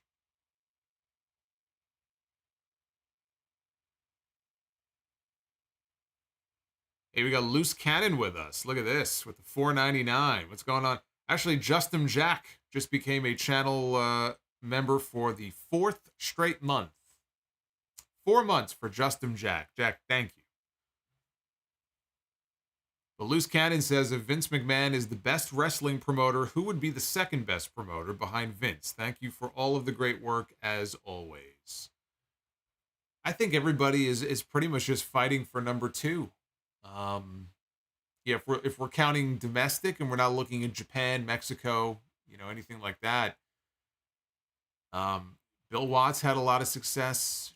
Jim Crockett had a lot of success. God, Sam Mushnick, Eddie Graham, Fritz von Erich. I mean, yeah, they're all, to me, they're all pretty much fighting for number 2. I don't know that there's a definitive number 2. Bischoff obviously had success against Vince for a short period of time. In the grand scheme of things, it was a relatively short period of time. If you want to base your decision just on that alone, I guess you could say Bischoff, but I don't know. It's not as clear cut. Number 2 is not as clear cut to me. Miguel says Antonio Pena. Yeah, when you expand it out to other countries, it probably is someone like Pena. Heel Lucas says, thanks for all the work that you do. Lucas, thank you.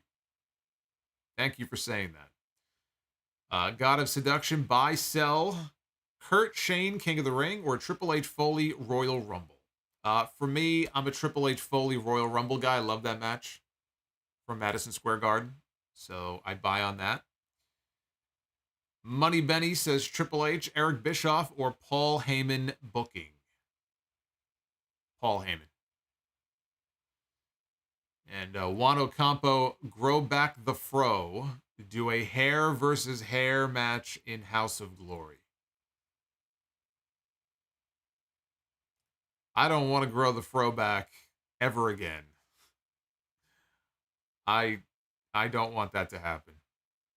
I want that to be a relic that we look back on when we watch some of those old streams back from the year 2000 or 2000.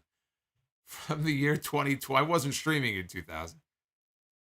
I'm not that old. From the year 2020, I'm going to look back on that. It's going to be quite a sight to see. I don't want to go back to that.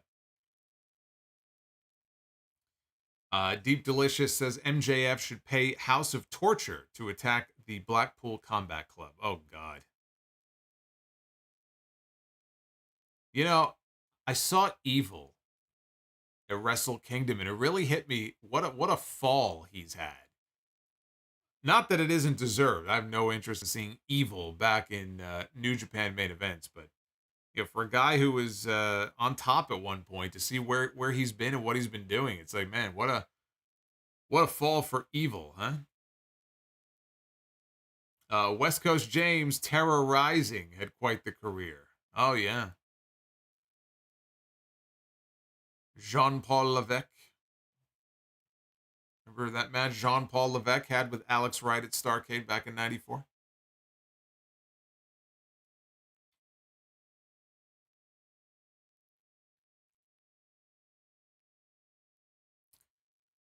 William Rabb with the $5 incoming super chat. Why do you think there's a disconnect with Bray's storyline? Different tastes? Do you think what we're seeing is Bray's vision on TV?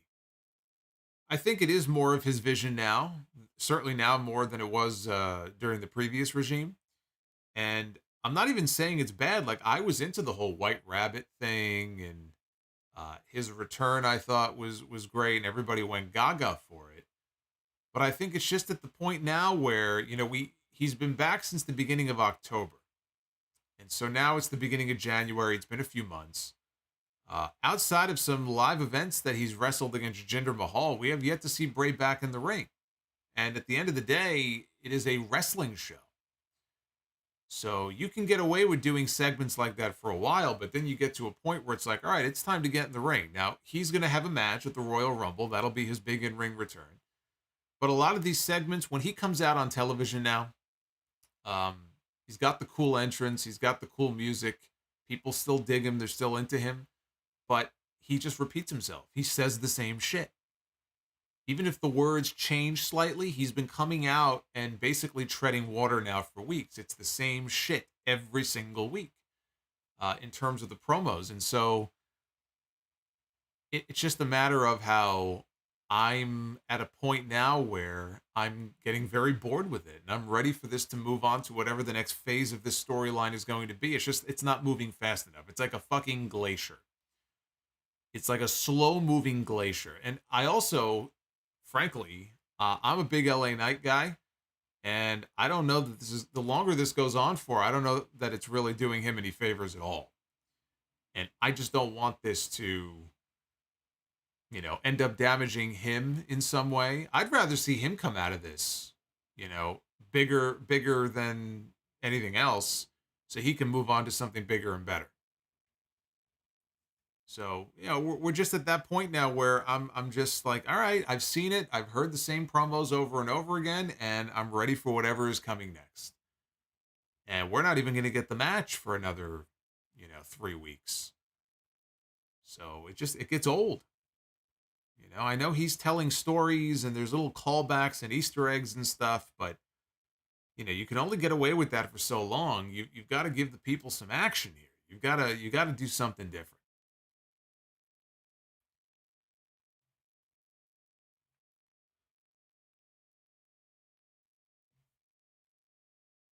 Snow Dog says, I hope LA Knight squashes Bray. Bray will not be squashed.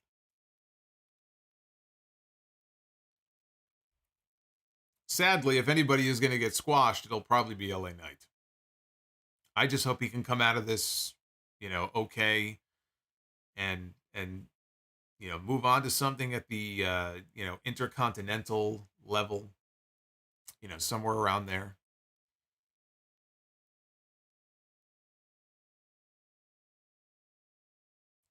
Yeah, I mean, he does. He repeats himself a lot. There's just not enough variety in what he's saying. Again, some of the words might change. He can be a great promo guy. We saw a little bit of that a few weeks ago when LA Knight was mouthing off to him and he kind of snapped back at him and he said, "Listen, you little idiot." Like, there was part of that promo where I was like, all right, this sounds a little bit different here. But for the most part, it is. It's the same stuff being said over and over again. And how many times can you see that before you get tired of it?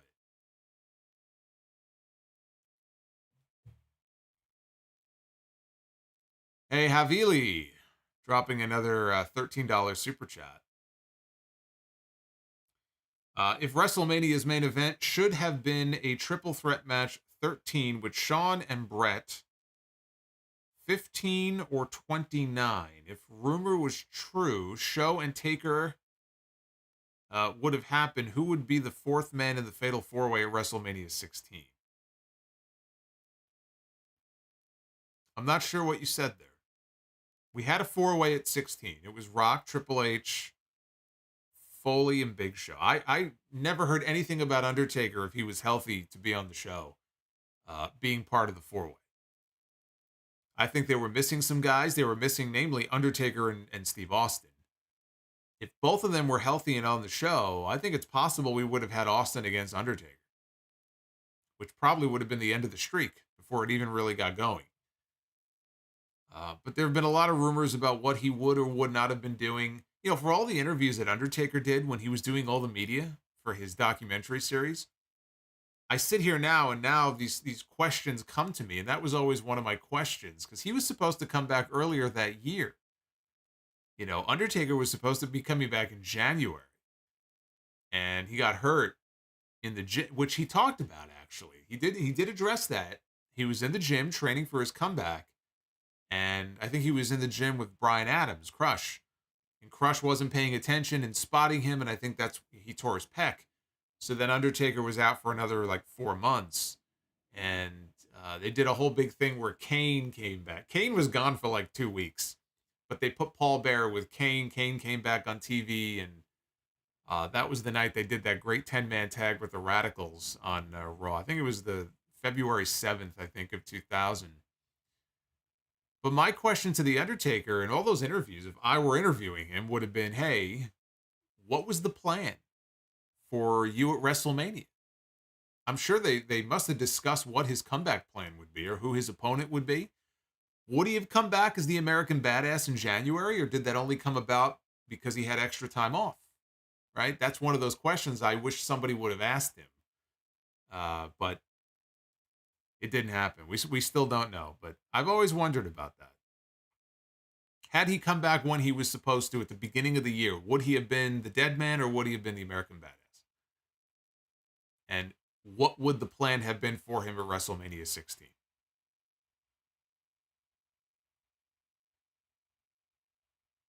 Rock and Triple H was supposed to be the main event of WrestleMania 16. Because Steve Austin was not ready to be part of the match, they pushed it back by a month. Otherwise, that would have been the WrestleMania main event. We basically got the WrestleMania main event at Backlash. And Rock and Triple H, they never had a proper singles match at WrestleMania, which was crazy. We almost got it at 32, but it just didn't work out. And now that ship has sailed, unfortunately.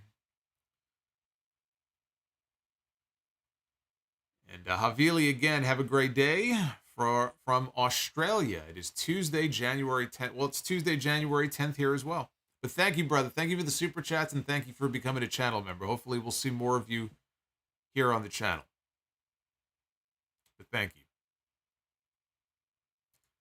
Was WrestleMania 2000 a good show? Never watched that one. Heard mixed feelings. No, it was actually one of the... Really, from that decade, I thought it was one of the worst WrestleManias. I don't think there was a Was there a singles match on that show? I don't believe there was. I think every single match, was a multi-man match. There might have been a women's match. Oh, yeah, you know what? It might have been Terry and the Cat, maybe. They had a singles match. But as far as the men, I don't think there was a singles match on that entire card.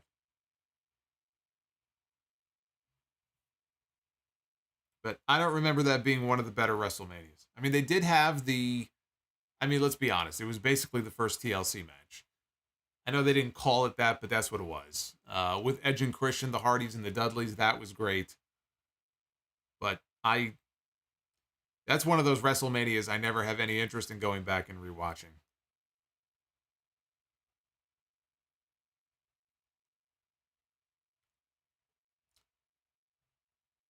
Do I think Triple H should stay in charge of SmackDown and Vince McMahon takes over Raw creative because he is better at 3-hour shows? On what planet is Vince McMahon better at 3-hour shows? Where are you getting that from? Hunter, I have no idea why you think Vince McMahon was good or still good at writing or booking a 3-hour Raw show. No. Absolutely not. Vince McMahon and WWE creative are two things that should never go together ever again. Never.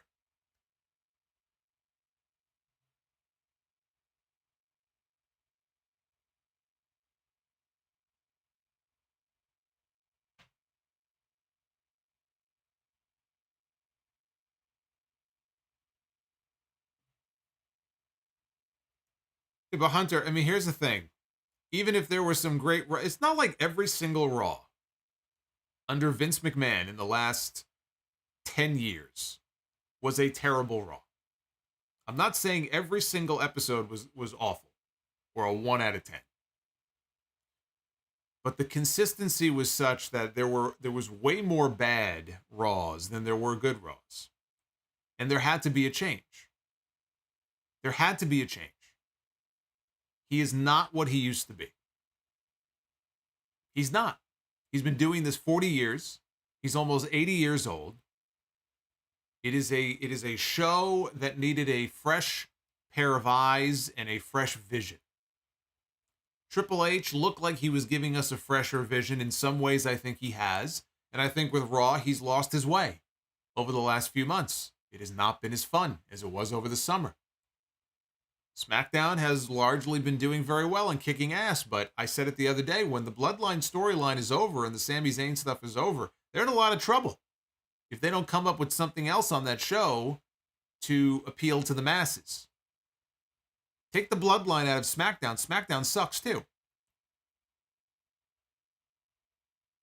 But the answer is not to go backwards to the way things were before. That is not the answer. That is never the answer.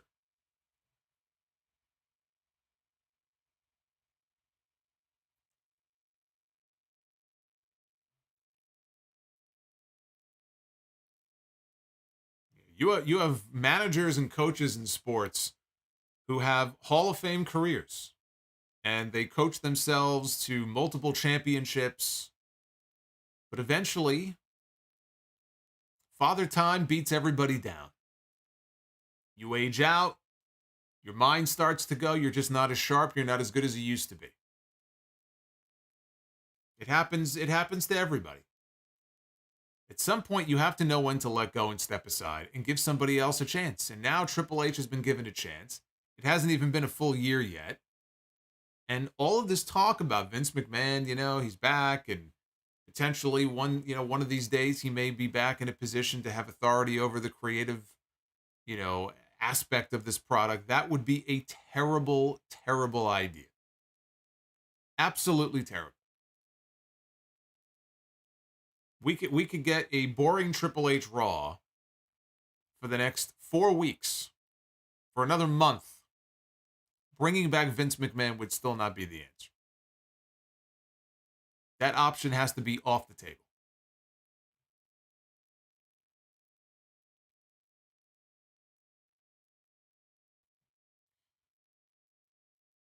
All right, now that you've gotten me riled up talking about Vince, let's wind down here. Like I said, I'll be live with you again on Wednesday twice. We're going to do the watch along Wednesday afternoon. We're going to watch the first Monday Night Raw. Big Dynamite this Wednesday. From the Forum in LA, they're going to have 10,000 people in the building. Will Mercedes be there? Will she not be there? We'll find out. Match 7 in the Best of 7 series for the Trios titles as well. Bryan Danielson against Konosuke Takeshita, which I am very much looking forward to. Then we have SmackDown coming up on Friday. Got Kevin Owens against Sami Zayn on that show. And Gunther defends his Intercontinental Championship against Braun Strowman. You know what that means. That means the Strowman Express.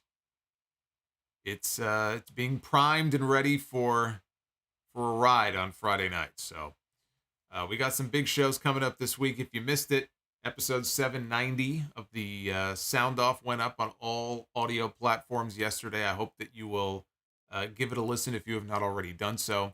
Thank you for all of the super chats, all the support, all the love tonight. I appreciate it. We've got God of Seduction. Naked Midian appears. I have no idea why you would say that, as I'm getting ready to go to bed. That's the last thing I wanted to have an image of in my head, but thank you. And Oh Harold Have you ever applied to be a writer in wrestling? No. I don't want that job. I've never wanted the job of writing for WWE. That sounds terrible. Or at least it did under Vince McMahon, but that just sounds awful to me.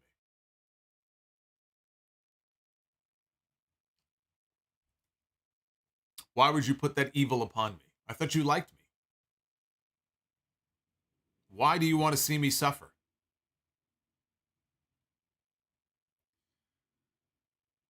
Anyway, be well, stay safe, and I will see you guys back here for more live Solomonster content, same Solomonster channel, coming up on Wednesday, and back here for what I hope is a much better, more enjoyable episode of Raw next Monday.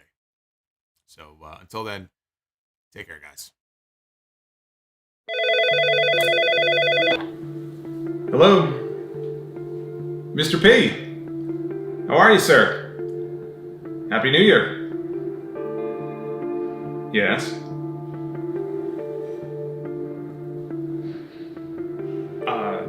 Of course. I'd be honored.